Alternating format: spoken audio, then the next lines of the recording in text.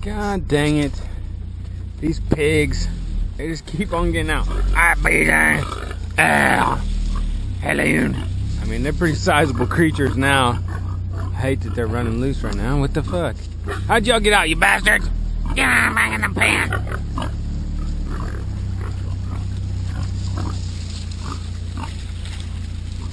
Come on, you pigs. Now I gotta round them up. These dang old 200-pound hogs. Ah, shit, they tore up everything. Of course. Ah, you pigs. What's the deal? What's the deal, you pig? The sad news is BJ and Helen ran off. I think they might have got word that Thanksgiving was coming and was kind of worried that we were going to eat them for Thanksgiving. And it was either the day before or 2 days before Thanksgiving. They busted a hole in the fence and got loose. I got their tracks going all the way back to the tiny house, about, I don't know, 500 feet or so, and they're only going one direction. They never turned around. They just bolted. So I guess they just didn't know how good they had it, but I don't want to lose a good thing that I got going with these produce barrels, so I'm going to continue picking them up, and what we're going to do until we get settled out here in the spring and get some new hogs set up is we're going to use the produce barrels just to create mulch pits around the bamboo so that the bamboo will have a really good fertile soil to leap off into. So that's what we're going to do today, and we're going to just I've already gone through and weeded a bunch of the ragweed and everything and laid it around the bamboo, and now we're just going to kind of fill that in with the nitrogen rich produce that we have, and it should make a pretty good compost. Here's what the bamboos look like right now. They've got all that ragweed and all the other tall weeds put around them just so that I could see where they're at. A couple of them didn't really get that big this year, but I've got a nice little depression already set up in there, and we'll just fill that up with the produce and rotate between them for a couple weeks, and that should get them set up and going. There we go, another mulch pit in place. Got a little bit of everything in there. Got tomatoes, eggplants, lettuce, potatoes, onions, pretty much anything you can get in the produce aisle. There's some of it in there. And honestly, and realistically speaking, one load like this, which is actually two 55-gallon drums full, and plus the carbon-rich material that I've got laid out, would probably be enough to get these bamboo plants running in the right direction next year, because they really don't require too much fertilizer after they become established. But bamboo is a grass, and so it's a heavy nitrogen feeder, and the more nitrogen you can supply to it, the more it'll use.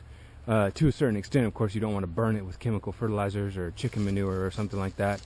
So I'm going to run through these mulch rings one time with the produce, and my plan is to hopefully then at that point add some leaves on top, and then just do another layer and continue doing that until springtime comes, and then I can concentrate my produce somewhere else. There we go, something just like that ought to do. That's about 100 gallons worth of fresh produce. Not only should that add a little nutrient infusion to the soil and improve the soil structure just right there around the plant where it can spread, but also it'll have a bunch of seeds in it, like tomatoes. There's a bunch of potatoes that we buried in there, things like that. Some annuals that might grow in the next season, because this bamboo is not going to spread very far next year. So in the interim, we might have some vegetables coming up. Now, over the course of the next week or two, we're going to just kind of hit all these mulch beds with about the same amount, and hopefully that'll provide nice fertile soil for the bamboo to jump off next year. Well, this season there hasn't been too many bags of mulch, but here's a bunch of bags of leaves that we're going to use for these mulch rings that we're making. We'll just pick these up, haul them off. I'm pretty sure I asked this lady if I could take her leaves last year, but nobody cares. It's just trash. This is what it looks like to be a rich man. Got bamboo in the ground, mulch all around, and a trailer load of more. Today we're going to got another little bamboo mulch pit here. Gonna throw a bunch more of these produce accoutrement in there, and then use these bags of leaves to cover up over these other mulch pits here. See, this is kind of the cool thing here. This mulch pit here is probably, I don't know, 2 or 3 weeks old, and the onions that are in there will probably survive. And there's also going to be potatoes surviving, and any of the seeds of the melons and tomatoes and things like that. Here's a tomatillo right here. That definitely has some seeds in it. And those have a chance of surviving, depending on how frozen they get this year. It's actually been a pretty mild winter still. But that's kind of the deal. That's kind of the ultimate goal here, is to just layer nitrogen-rich green things like these produce throwaways that we have with carbon-rich brown things like these leaves that we have. We're going to put those on top, and like these stems that I've got laying all around. And the bacteria should all eat the carbon, use the nitrogen, and make a bunch of fertilizer for us, and make some real healthy soil around these plants, and these bamboos should take off. There we go, something just like that. Spread out about 3 or 4 garbage bags full of leaves around all these mulch pits. And one thing I really don't want to do is suffocate the bamboo or get the mulch too close onto it to where when it actually heats up to do thermophilic decomposition, that it burns the bamboo or causes it to damp off. So I'm not like covering around where those actual shoots are coming up. I've just kind of got it going up to that point. And from here, since I've still got a source of produce in pretty much unlimited supply, and I still don't have any pigs yet to replace the 2 that ran away, I think I'm going to go a little while longer just building up these mulch pits here, because I really want this bamboo to take off as much as possible. See, this is my nearest neighbor right here, and especially in the wintertime, you can see right through to their house, and I don't like that at all. I'd like to have a little bit more privacy. So the goal is, once this bamboo gets established, this here will be just a solid line of bamboo, and I've actually got some started on this side.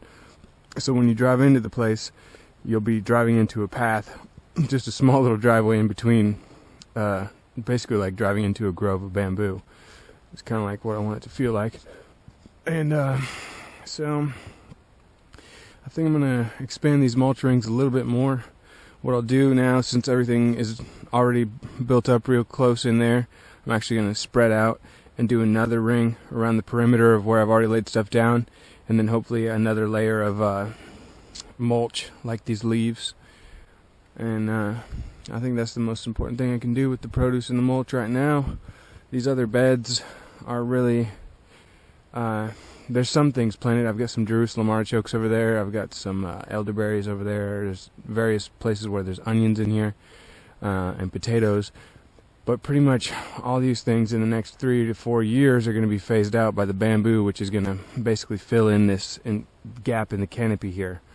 So these beds are not going to be long-term beds, and I think I'm just going to leave them with what I've added to them now instead of adding anything else to them, and concentrate my efforts on building up the bamboo so that it can grow as quickly and have a good nutrient-rich, moist soil that's high in organic matter that will hopefully get it through the dry seasons, because we've had a couple wet years and you never know when we're going to have a dry year. We're probably due for one. And my rainwater collection up here at the front is now absent, so for now I'm going to try to build this to where it can sustain itself and there's no irrigation needed. Time for mulch load number 2.